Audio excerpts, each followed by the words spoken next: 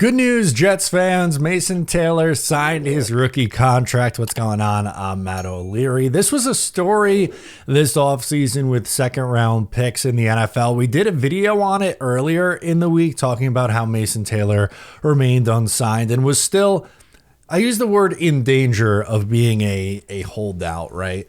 But with the clock ticking and the Jets opening up training camp on Saturday, they were running out of time to get something done, but the good news is they did get something done. Here's the numbers. Mason Taylor gets a 4-year, $10.46 million deal.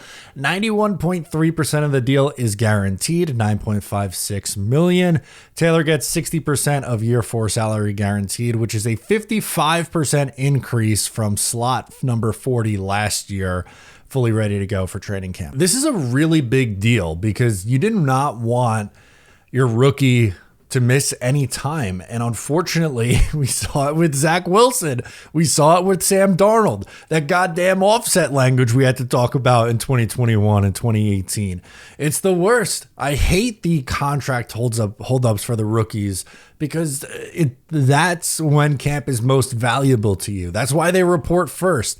There's a reason why rookies are going tomorrow and the rest of the team is showing up on Tuesday. They need all their guys together. And like, this is a bigger deal in particular for Mason Taylor too, because of the role he's expected to play.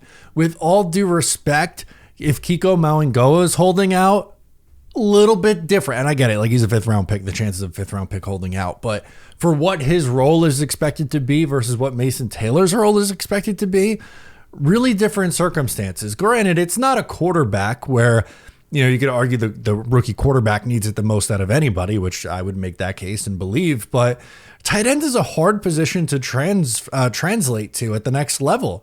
It's not always easy. Sometimes it takes a couple of years for these guys to really hit their stride. It's not, you know, every year, you know, Brock Bowers or Sam Laporta come into the league and put up, you know, boatloads of numbers. They're the outliers. That's not the norm at the position. But when you look at it, one, he's incredibly young. He's 20 years old, the youngest player in this draft. And number two, he's expected to start. That's a lot of responsibility. Again, I hate to phrase it like this, but the tight end position is not a very deep group for the New York Jets. Outside of Mason Taylor, we're talking like Jeremy Ruckert and Stone Smart, both of which are, let's call it like it is, a bit of projects. For Jeremy Ruckert, he needs to bounce back this upcoming year because unfortunately he took a step back in both pass catching and blocking, and Stone Smart is a massive unknown. He looked really good in a very, very, very, very, very small sample size for Los Angeles, but is that enough where you're like, okay, I feel comfortable that's going to be our receiving tight end? No, he's still got a lot to prove. And like Taylor, again, like I said, he's extremely young, just 20 years old, a rookie. And oh, by the way, good luck. You're going to start in the NFL right out of the gate. And I'm not saying that he can't handle it. What I'm saying is you need to get guys like that as many reps as humanly possible to ensure that they're given the best opportunity to have success with their playing time. For a long time, it was only 2 guys that signed.